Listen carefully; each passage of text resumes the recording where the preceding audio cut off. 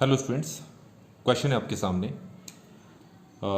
इसमें आपको एक फंक्शन दे रखा है f x equal to zero से x tan inverse x e की power t minus cos t over one plus t की पावर 2023 डी टी। आपको क्या करना है, इस फंक्शन की जो है मिनिमम वैल्यू आपको फाइंड आउट करनी है। तो इसके लिए हम क्या करते हैं, ये जो फंक्शन हमें दे रखा है हम इसका डिफ्रेंसिएशन कर लेते हैं पहले। ठीक है, डिफ्रेंसिएशन से हमें पता लगेगा कि ये जो फंक्शन है किस तरीके का बिहेवियर कर रहा है, कैसा बिहेव कर रहा है ये। तो डिफ्रेंसिएशन करने का तरीका क्या होता है कि पहले ये जो अपर लिमिट दिख रही है हम इस अपर लिमिट को डिफ्रेंशिएट करते हैं। तो अपर लिमिट में है एक्स टेन इनवर्स एक्स, तो इसको डिफ्रेंशिएट करेंगे तो प्रोडक्ट रूल लगेगा। तो हमारे पास जो आंसर आएगा वो मैं लिख दे रहा हूँ। यहाँ पर हमारे पास आंसर आएगा ten inverse x plus x over one plus x square. आप भी अपने तरीके से डिफ्रेंशिएट करके देख लेंगे। अच्छा, इसको डिफ्रेंशिएट करने के बाद क्या करते हैं कि ये जो एक्स टेन इनवर्स एक्स है ये जहाँ जहाँ आपको टी दिखाई देता है वहाँ पुट करते हैं। ठीक है, पहले इसका डिफ्रेंशिएशन होता है, इसका नहीं करते हैं डिफ्रेंशिएशन, हम इसका डिफ्रेंशिएशन करते हैं। उसके बाद ये वैल्यू को हर जगह जहाँ जहाँ टी है वहाँ पर पुट करते हैं। तो हमारे पास आएगा ई की पावर, ये हो जाएगा एक्स, ये हो जाएगा टेन इनवर्स एक्स माइनस ये है कॉस, टी की जगह हो जाएगा एक्स, ये हो जाएगा टेन इनवर्स एक्स। ठीक हो गया। और नीचे हमारे पास है वन प्लस टी की जगह हम क्या कर लेंगे, टी की जगह हमारे पास है एक्स टेन इनवर्स एक्स की पावर 2023। ठीक है, ये हो गया। फिर हम क्या करते हैं, देखो जो इसका डिफ्रेंसिएशन होता है उसको मल्टीप्लाई करते हैं हम किसके साथ, ये जो वैल्यू है इसको टी की जगह पुट करने के साथ, तो ये आ गया। फिर आता है माइनस, फिर माइनस इसका डिफ्रेंसिएशन ज़ीरो मल्टीप्लाई, फिर इस वैल्यू को हर जगह पुट करते हैं तो ज़ीरो ही आएगा, इसको उसको लिखने की ज़रूरत नहीं है। अब यहाँ पर इन चीज़ों को देखें। अब यहाँ पर जो एफ डैश एक्स है वो एक्चुअली दो फंक्शंस के मल्टीप्लिकेशन से बना हुआ है, एक ये है और एक ये है। ये वाला फंक्शन तो कभी भी ज़ीरो नहीं हो पाएगा। ठीक है, एक्स की किसी भी वैल्यू के लिए ये फंक्शन ज़ीरो नहीं हो सकता है क्योंकि ई की पावर में है, तो आपको पता है ये कभी ज़ीरो हो ही नहीं सकता। तो इसका मतलब ये हो गया कि ये वाली वैल्यू किस तरीके का बिहेवियर रखती है उसी हिसाब से हम इसके बारे में बात कर पाएंगे। तो इसका मतलब सीधा सा है कि ये वाला जो फंक्शन है ये ऑलवेज पॉजिटिव रहेगा आपका। क्यों पॉजिटिव रहेगा, क्योंकि x tan inverse x itself एक इवन फंक्शन है। तो अब x की पॉजिटिव वैल्यू पुट करें या नेगेटिव वैल्यू पुट करें, तो आपको क्या है, हर बार जो आंसर मिलेगा यहाँ से वो पॉजिटिव ही मिलेगा। तो ये पूरा का पूरा फंक्शन आपका पॉजिटिव रहेगा। ठीक है, तो हमें जो अच्छा, अब इसके बाद हमने क्या सीखना है, अब यहाँ से हमने ये सीखना है कि हमें सिंगल डिफ्रेंसिएशन तो मिल चुका है, हमने इंक्रीजिंग और डिक्रीजिंग फंक्शन जो हमारे पास टॉपिक है उसमें हमने क्या सीखा है, ज़रा उसको एक बार समझ लेते हैं। ये हमारे पास जो फंक्शन है ये इंक्रीजिंग है क्योंकि इसके इस पॉइंट पर अगर मैं कोई टेंजेंट बनाता हूँ तो इस टेंजेंट का जो स्लोप है वो कैसा आ रहा है, पॉजिटिव आ रहा है ना, क्योंकि स्लोप को बोलते हैं एफ डैश एक्स जो कि इक्वल होता है टेन थीटा के, और देखो थीटा यहाँ पर एक्यूट एंगल है। तो ऐसे केस में हम कहते हैं कि जो सिंगल डिफ्रेंसिएशन है वो ग्रेटर देन ज़ीरो है। तो ऐसे फंक्शन को हम क्या कहते हैं, इंक्रीजिंग फंक्शन।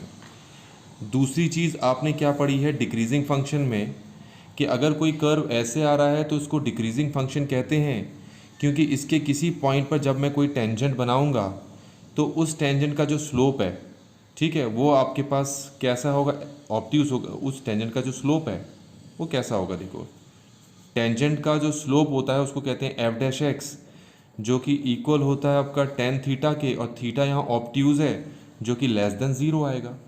तो ऐसे केस में एफ डैश एक्स जो है वो लेस देन ज़ीरो होता है, इस केस में एफ डैश एक्स जो है वो ग्रेटर देन ज़ीरो होता है। ये दो चीज़ें आपको समझ में आ गई होंगी। एक तीसरी सिचुएशन भी है, ये सिचुएशन जिस सिचुएशन पे आपके पास जो टेंजेंट है, कर्व पे बनाया गया टेंजेंट जो है एक्स एक्सिस के पैरेलल हो, ऐसे केस में सिंगल डिफ्रेंसिएशन किसके बराबर होता है, ज़ीरो के।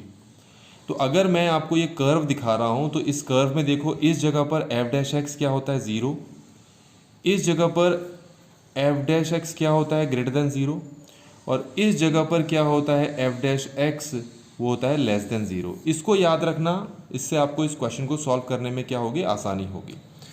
अच्छा, इसी तरीके से अगर मैं इस ग्राफ को ऐसे बनाऊं, यहाँ पर एफ डैश एक्स क्या होगा बच्चों, ज़ीरो होगा। इस पॉइंट पर एफ डैश एक्स क्या होगा, नेगेटिव होगा। इस पॉइंट पर एफ डैश एक्स क्या होगा बच्चों, पॉजिटिव होगा। ये क्लियर हो गया होगा। तो अब आप देखें, हमने यहाँ एफ डैश एक्स निकाल तो लिया है, ये देखें ये हमारे पास है एफ डैश एक्स, ये हमने निकाल तो लिया है, पर अभी हमें ये पता नहीं है कि ये जो एफ डैश एक्स की ये जो वैल्यू है ये ज़ीरो के इक्वल कब होगी, ग्रेटर देन ज़ीरो कब होगी, लेस देन ज़ीरो कब होगी। ये सारी की सारी वैल्यूज़ हमें यहाँ पर निकालनी है। कैसे निकालेंगे, तो ये देखें बच्चों, आपको ये जो फंक्शन दिख रहा है ना, ये कभी भी ज़ीरो नहीं होगा, ये ध्यान में रखना। ये वाला जो हिस्सा है ये कभी भी ज़ीरो आपका नहीं होगा, ये ऑलवेज पॉजिटिव होगा। ऑलवेज पॉजिटिव इसलिए होगा क्योंकि जो ये ऊपर वाला जो टर्म है वो ई की पावर में है, और ई कभी भी आपको नेगेटिव आंसर नहीं देगा। इसको सॉल्व करोगे तो कभी भी नेगेटिव आंसर नहीं मिलेगा, ना ही ज़ीरो मिलेगा। हर बार आंसर कैसा मिलेगा, पॉजिटिव मिलेगा। नीचे देखें, ये एक्स टेन इनवर्स एक्स है जो कि एक इवन फंक्शन है, तो ये ऑलवेज आपको कैसा आंसर देगा बच्चों, ये ऑलवेज आपको पॉजिटिव आंसर देगा। हर बार आपको यहाँ से कैसा आंसर मिलेगा, पॉजिटिव। तो ओवरऑल ये तो क्या हो गया, पॉजिटिव। तो इसको चेक करने की यहाँ पर ज़रूरत नहीं है, तो हम इसको चेक करेंगे। बस हमें ये चेक करना है ये कब पॉजिटिव होगा। जब ये पॉजिटिव होगा तो ये पॉजिटिव होगा, जब ये नेगेटिव होगा तो ये नेगेटिव होगा, जब ये ज़ीरो होगा तो ये ज़ीरो होगा। तो इसको हमें चेक करना है। तो सबसे पहले हम x इक्वल टू ज़ीरो पर चेक करते हैं। अगर मैं x की वैल्यू इस पर ज़ीरो पुट कर दूँ तो ये पूरा का पूरा ज़ीरो हो जाएगा। उस केस में हमारे पास जो एफ डैश एक्स है ना बच्चों, ये भी ज़ीरो हो जाएगा। ये पहली चीज़ हो गई। दूसरा, अब हमारे पास अगला ये है कि x की वैल्यू अगर ज़ीरो से बड़ी हुई, मतलब x अगर हम पॉजिटिव लेते हैं, तो अगर यहाँ पर x पॉजिटिव पुट करो तो आपको पता चलेगा, आपको जो ओवरऑल आंसर मिलेगा वो पॉजिटिव मिलेगा। वो चेक कर सकते हैं। तो एफ डैश एक्स जो है वो ग्रेटर देन ज़ीरो मिलेगा आपको। अगला है x की वैल्यू अगर ज़ीरो से छोटी पुट करते हैं, मतलब नेगेटिव वैल्यू पुट करते हैं, सॉल्व करके आप देखेंगे तो आपको जो पूरा का पूरा आंसर मिलेगा वो कैसा मिलेगा, नेगेटिव मिलेगा। तो इससे आपको पता लग गया कि डिफरेंट वैल्यूज़ ऑफ x में जो एफ डैश एक्स है वो कैसा बिहेव करता है। पर हमें क्वेश्चन में तो मिनिमम वैल्यू फाइंड आउट करनी है ना। तो सिंपल सी बात है, हमें जो ये चीज़ें मिली हैं इसके बेसिस पे हम क्या कंक्लूजन निकालते हैं। देखिए हमारे पास सिंपल सी बात है, हमारे पास जो एफ डैश एक्स है उसको हम दो तरीके से समझ सकते हैं। एक इस तरीके से समझ सकते हैं और दूसरा हम इस तरीके से समझ सकते हैं। ये दो तरीके हैं। इसमें क्या है, इसमें देखिए ये x की वैल्यू ज़ीरो है यहाँ पर, तो x की वैल्यू ज़ीरो यहाँ पर भी है, यहाँ पर भी x की वैल्यू ज़ीरो है। तो देखो x की वैल्यू ज़ीरो पर दोनों केस में क्या है, एफ डैश एक्स आपका ज़ीरो के बराबर है। ठीक है, ये तो समझ में आ गया। अच्छा, अब यहाँ पर x की नेगेटिव वैल्यूज़ है और यहाँ पर हमारे पास कर्व ऐसे जा रहा है, तो इसके किसी पॉइंट पर अगर मैं टेंजेंट बनाऊंगा तो आप देखें x नेगेटिव होने पर एफ डैश एक्स क्या आ रहा है आपके पास, एफ डैश एक्स क्या आ रहा है आपके पास, ग्रेटर देन ज़ीरो आ रहा है, जो कि हमारे पास यहाँ पर है नहीं ना। ऐसी कंडीशन, हमारी कंडीशन तो है x नेगेटिव है तो एफ डैश एक्स भी नेगेटिव होना चाहिए। तो इसका मतलब इस तरह की कंडीशन पॉसिबल नहीं है, तो ये वाली कंडीशन पॉसिबल है। अब ये देखो, यहाँ से यहाँ की तरफ x क्या है, नेगेटिव, तो ये कर्व के किसी पॉइंट पर अगर मैं टेंजेंट बनाऊँगा तो एफ डैश एक्स मेरा नेगेटिव आ गया, और यहाँ पर x की पॉजिटिव वैल्यू है, और कर्व के किसी पॉइंट पर अगर मैं टेंजेंट बनाऊंगा तो मेरा एफ डैश एक्स क्या आ गया, पॉजिटिव आ गया। तो इसका सीधा सा मतलब है, जब इस तरह की कंडीशन होती है तो f dash x equal to zero, मतलब x इक्वल टू ज़ीरो पर ही जो फंक्शन है उसकी मिनिमम वैल्यू पॉसिबल होती है। ये मैं समझाने की कोशिश कर रहा हूँ यहाँ पर दोनों केस में। इस केस में तो अगर ऐसी कोई केस होता है तो इसमें x इक्वल टू ज़ीरो पर आपको मैक्सिमम वैल्यू मिलती है, और ऐसे केस में x इक्वल टू ज़ीरो पर आपको मिनिमम केस वैल्यू मिलती है।